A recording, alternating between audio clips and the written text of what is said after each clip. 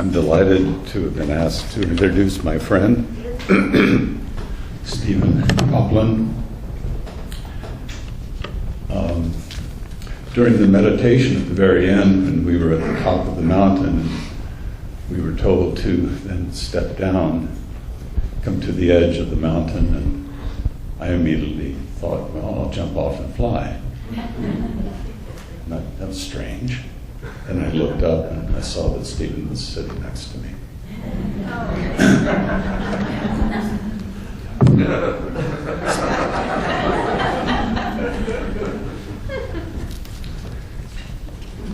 Last night I asked Stephen if he would prepare a few sketches, bio sketches for me to read, and he said, just go to my website. Well, I did that, and I started making notes and notes and notes. I couldn't get it to a reasonable size. So this morning he handed me something that he had put together, and I'll begin with this. I don't mean to go on too long, but he's worth a good introduction, and I'm not used to doing this, so bear with me. Stephen Poplin, who has been interpreting horoscopes for more than 30 years, thought he was a free agent when he got into astrology in the 1970s, but it was a Uranus transit. He consciously sought and attained degrees in philosophy and humanities with a special emphasis in utopian studies, but recognizes he was born with Jupiter conjunct Uranus in Cancer in the 10th house. That explains everything. He calls himself a practical mystic, and guess what? He's got a Scorpio sun and a Capricorn moon. As he was born under a secretive sun sign, forget that I said that. Stephen was ordained here at the fellowship in 1988. Did he hear the call or just respond to Neptune in his first house? As for his love life, well, it's in the stars. He has studied tarot, drama therapy, symbology, and metaphysics. Stephen is also a hypnotherapist, past life regressionist, writer, and Heilpraktiker für psychotherapy in Germany. He was born under a wandering star, living in Europe for many years, and now finding himself among the cornfields of Iowa, or the field of dreams.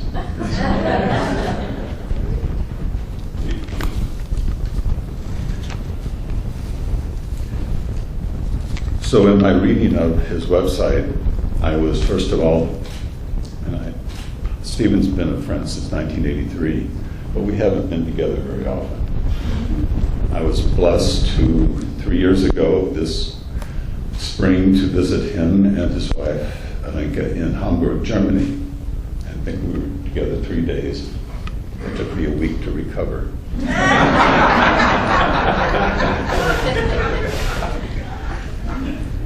So as I synthesized what I was getting from all the information and this amazing breadth and depth of resources that he has put together in his life to help others, to be of service to Gaia, to the planet, and to all sentient beings,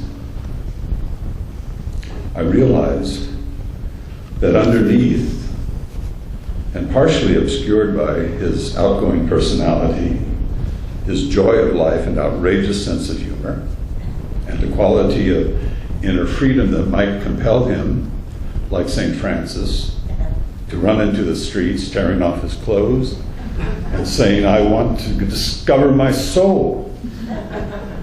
Underneath all of that is a dangerously balanced mind.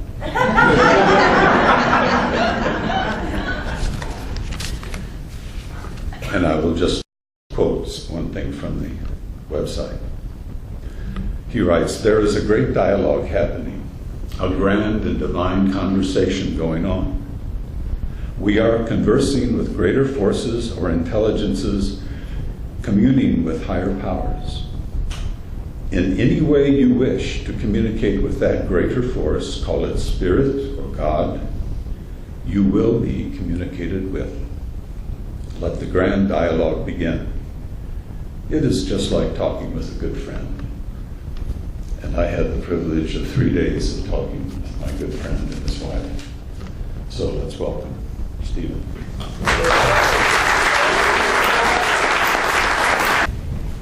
It's great to be back in Virginia Beach and here and all this love and light. It's almost overwhelming at times.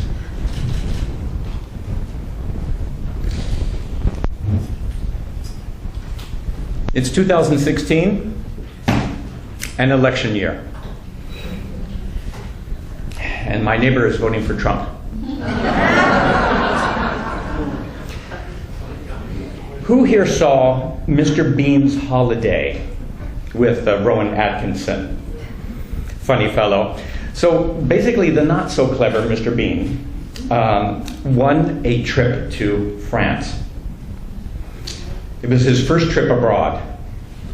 Luckily, he knew enough French to get by. Well, actually, he knew 3 words. No. Oui. And gracias.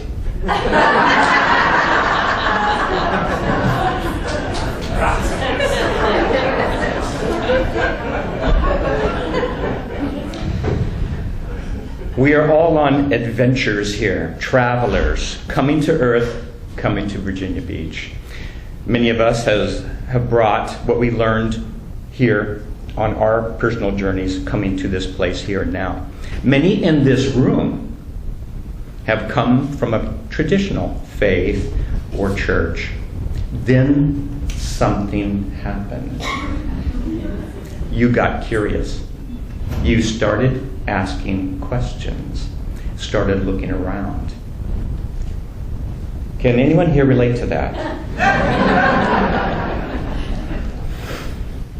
There's a name for this. Are there any mystics or intuitives in the room? Yeah, quite a few, I thought so.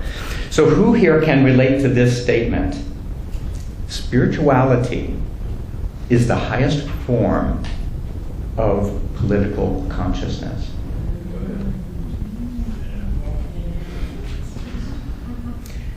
Do you notice that I'm asking questions? I'm asking for responses.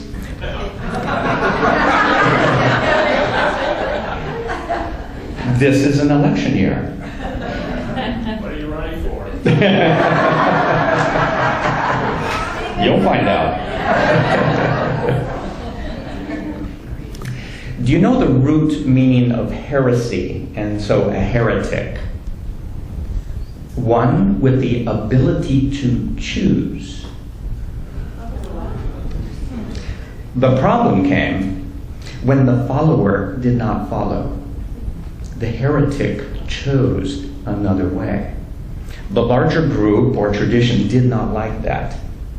Heretics do not conform. How many heretics do I have here today? I thought so. Let's pray.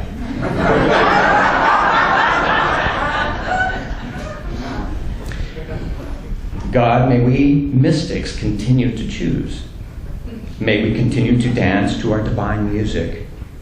May we listen well and follow your guidance. Amen. Let us dance.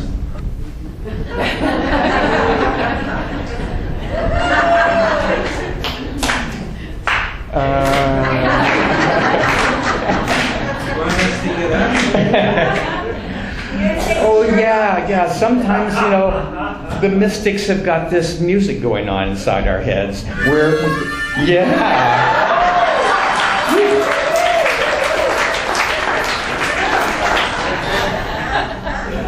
Many people looking at us mystics, they'll say, what the heck are these people doing? They act strange. So we do have our subjective melodies, our inner visions, those things that come to us, and there's a lot of people who don't quite get us. Remember the movie Arthur? And that was with Dudley Moore. He would periodically laugh out loud for no particular reason. And when they asked him about this, his line was really great. Sometimes I think the funniest things.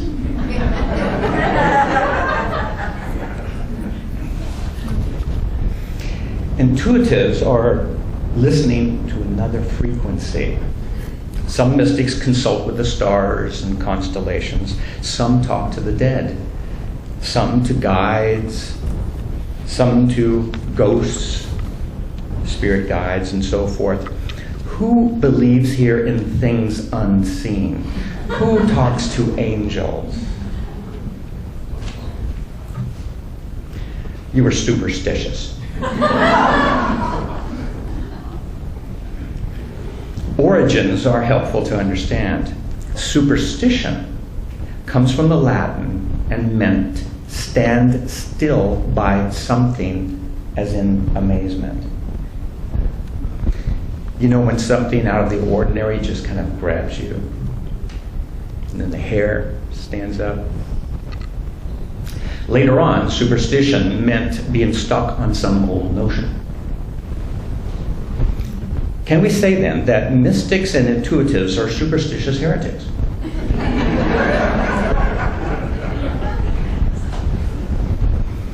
The atheists and the realists think we're bonkers. The religious conservatives want to convert us and save us to the true religion, while the chaotics don't care what we're doing. In fact, the people of chaos remind me of the following viewpoint. In a room full of enlightened beings, the pickpocket only sees their wallets. Rationalists, traditionalists, and revolutionaries. Each and every citizen in any one of these groups and more can vote. Liberals can vote. Conservatives can vote. Atheists can, and the devoutly religious can too. Mystics can vote too, of course. Which platform pulls you in? Which agenda, values? The more we know, the better we can make up our minds, make good decisions, and vote. By the way, you know by now that if you make up your mind about something, you are a heretic. Chooser. That's better than loser, huh? How are we to choose? Now that is something to think about. Repeat after me.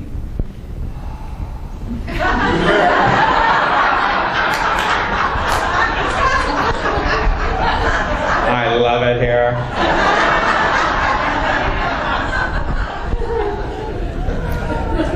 God is love. God is love. I am love. I am love.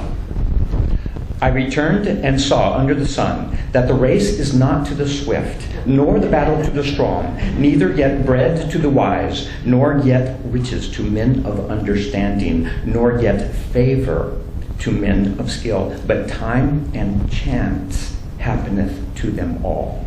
Ecclesiastes.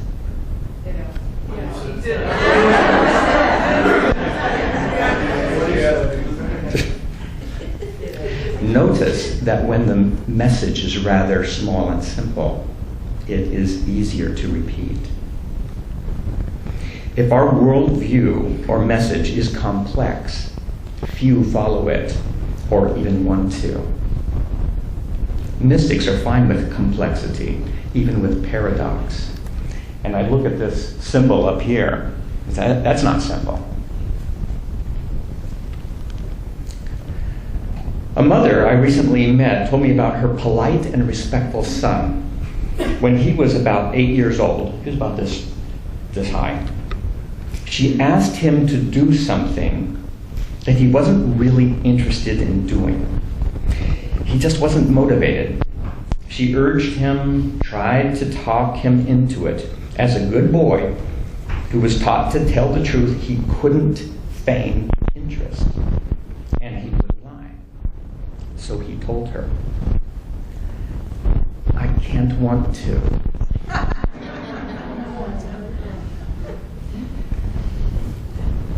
Now that is sincere and clever. When you think about the political theater here in 2016, do any of you stop and say, "I really can't get into this name-calling and pettiness. I can't want to"?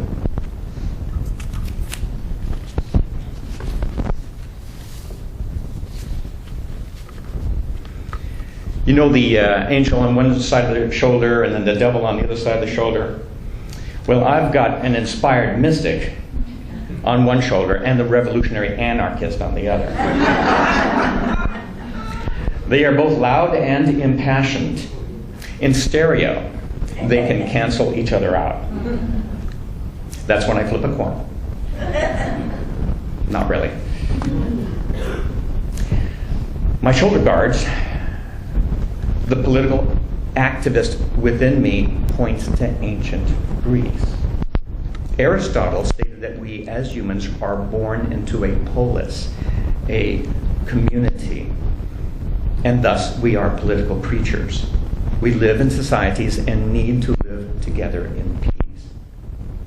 Mysticism is all very nice, says my political activist. And yes, it's great to pray, but people are starving. There are wars everywhere, and refugees fleeing from bombs and violence. I look at my other shoulder. Okay, so we should get involved. We should take an active role in our communities, and I'm really so proud to see that you're doing that here. So my two shoulders, my two sides, they are debating, and here's the dialogue. We have many lifetimes to get to the one. All is flowing. I can only change myself. I'm hearing the Beatles. Love, love, love. All you need is love. A car radio blasts the latest tune from Washington. We will ignore the Constitution and not allow the president to choose a Supreme Court justice. A defiant voice yells, "We will build a wall." Another voice yells, "We will bomb them." Mother Earth cries. Oil leaks, pollution. I turn off the radio. It is May. Millions of students are graduating from college this month, and they are heavily in debt. What will be their future? What's a mystic to do? It's getting harder to dance. I go through phases of anger, frustration, black clouds start to gather, and then a voice comes. I remember the shortest sentence in the Bible. Jesus wept.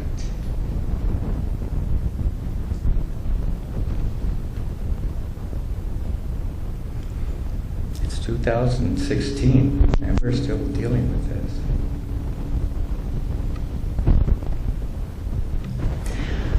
My mystic gives me a pep talk. You must focus upon the little things of life. Enjoy the playing child, the flowing creek, the setting sun, the loving glance, the laughing minister. Choose, choose. A new day is here. Choose again. This is the vote. The laughing Buddha got it. Eureka. I must attune to both sides of my brain. The spiritual mystic and the political activist. I get centered. I align the dilemma within, getting to that place of resolution and peace. I resonate to the centered place within. I am a practical mystic. As a mystic, I pay attention to signs, omens, synchronicities, and patterns. Oftentimes I look at the stars and notice how our lives reflect the themes. As an activist, I interpret the impressions into something useful. There is a meaning to it all, to timing, observation, reflection, interpretation.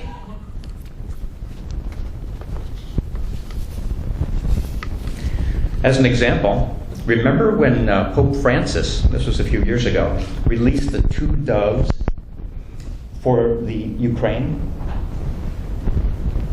Both doves were attacked by birds of prey within seconds. Bad sign.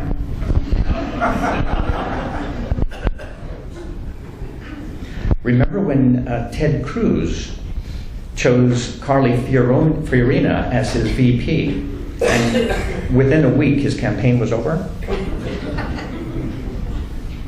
A bad choice. Did you see Carly Fiorina fall from a stage at a Ted Cruz event only 2 days before he called it quits?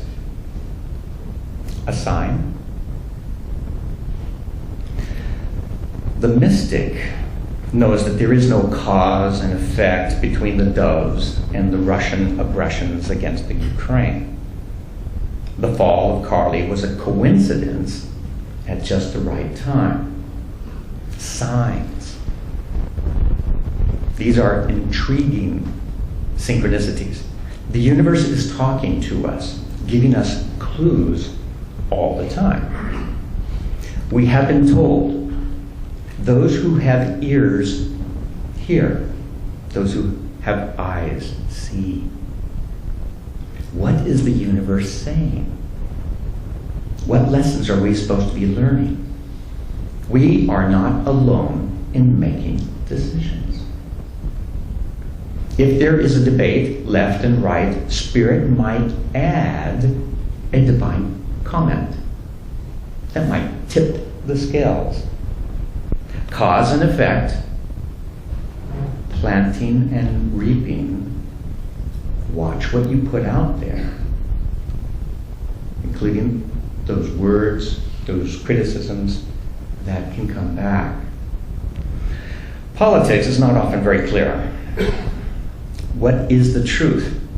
If you don't know what to watch for, then pay attention to the signs, for there is always guidance. The mystic sees the signs and knows that God is communicating something. For instance, 9/11, 911. Coincidence? Lesson? When a dispatcher gets a 911 call, an investigation begins. There is a tragedy. What happened? What were the motives? Who watches those crime shows on TV? Okay, good. Well, you know from that there are often very strong emotions there represented, and there are angry and hurt relatives, and they want revenge. No, they want justice. And they want it now. They want to get that trial over because someone's got to pay. More clear-headed investigators ask the unpopular questions. 911. Did hidden secret U.S. policies of the past backfire? This is called blowback, which is a CIA term. What are we to learn? Cause and effect. Yes, karma. Negative policies and harmful acts come back to bite us. The remedy is simple.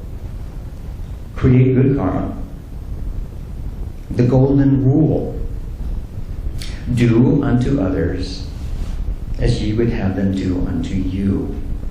This is the law. This is karma. Therefore, do good. This is your choice. This is your vote. Do unto others as you would have them do unto you. By the way, do you know what the silver rule is?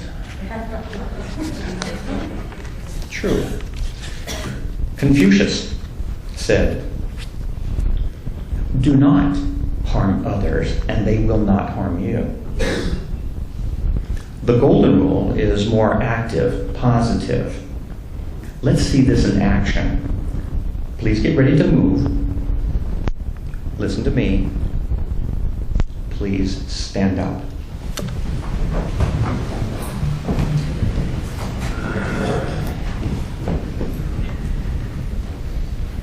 Now, don't stand up.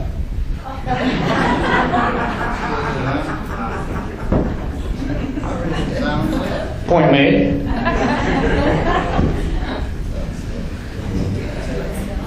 You see the power of the golden versus the silver rule. Being very direct is quite clear. The golden rule says plant seeds of good. This is how you vote. There are many kinds of voting, but we can start with the most obvious right now. 49% of the American voting public usually do not vote in general elections. In 2000, for instance, both Bush and Gore each got 23%. Gore, of course, winning the popular vote. But get this, the silent majority could have chosen a completely different candidate from another party. This could happen in any election, including that one here in 2016. 49% could have a write-in candidate and win the election. I can even go down to 30% and win. But they don't vote. That's why we're the silent majority.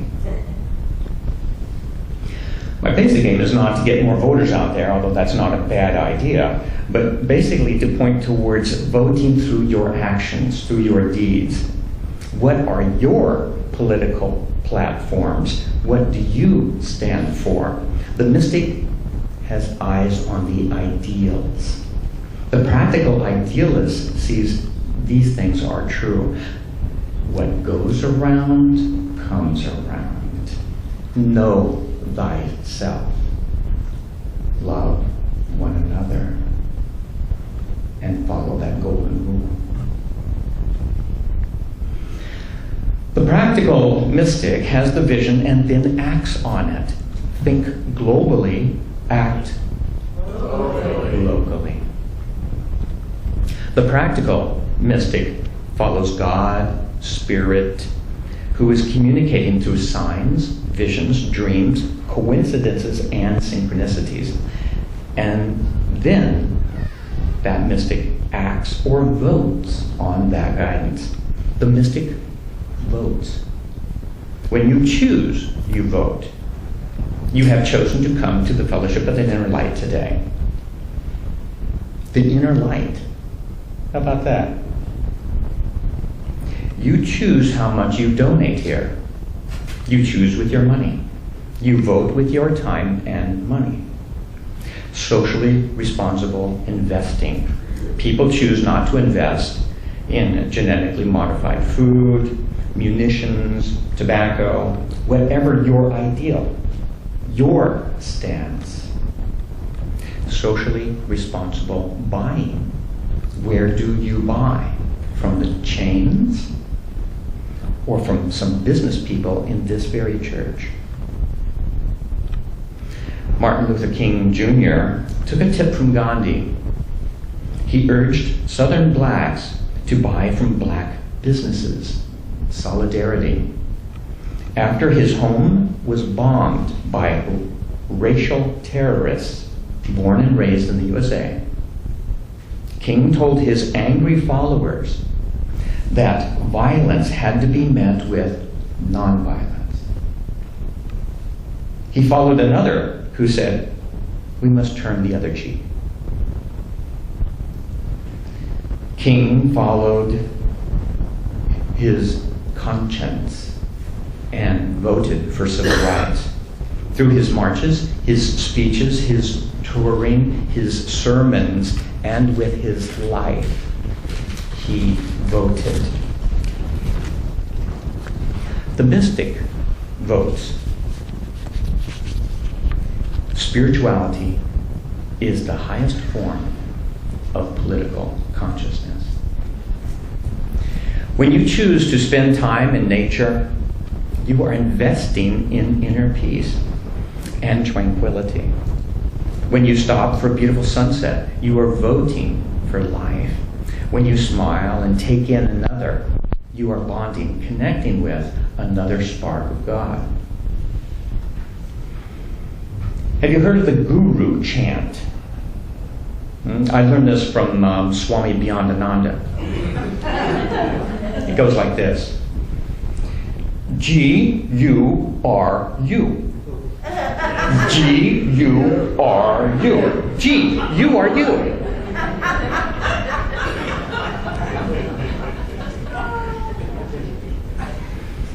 Remember to put yourself in your own campaign. Repeat after me. It's an election year. Vote for me.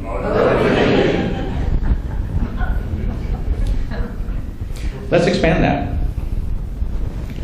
It's an election year. Vote for we. I'll vote for that. Gracias. I vote, I choose to pray. May we, as mystics, vote for love, peace, wisdom, laughter, and dance. Let us choose. Let us vote to come here together today to be light bearers. Let there be peace on earth, and let it begin with me. Read. Thank you.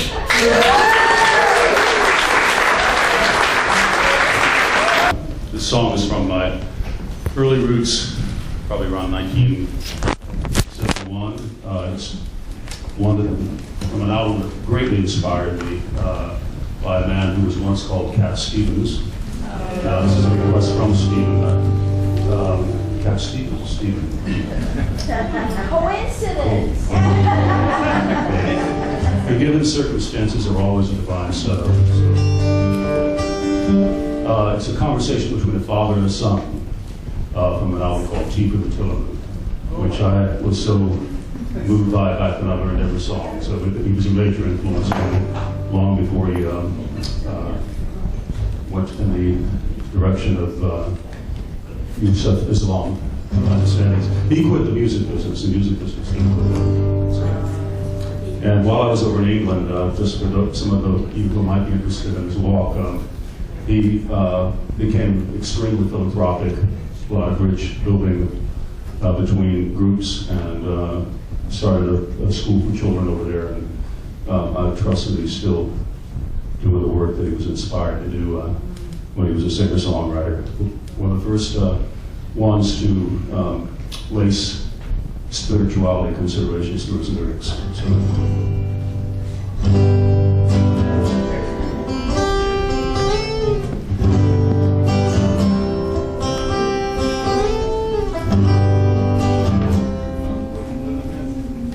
It's not time to make a change. Just relax and take it easy. You're still young, and that's your fault. But there's so much you have to know. So find a girl, settle down. If you want, you can marry. Look at me, I am old, but I'm happy.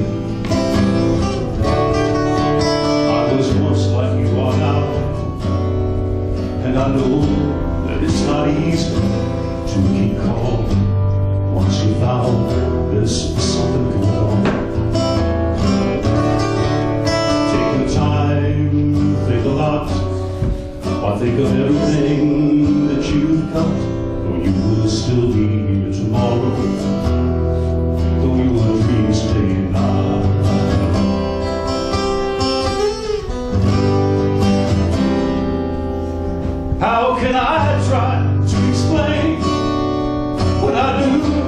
turns away again. It's always been the same old story. From the moment I could talk, I was ordered to listen. Now there's a way, and I know that I have to go away. I know I have to go.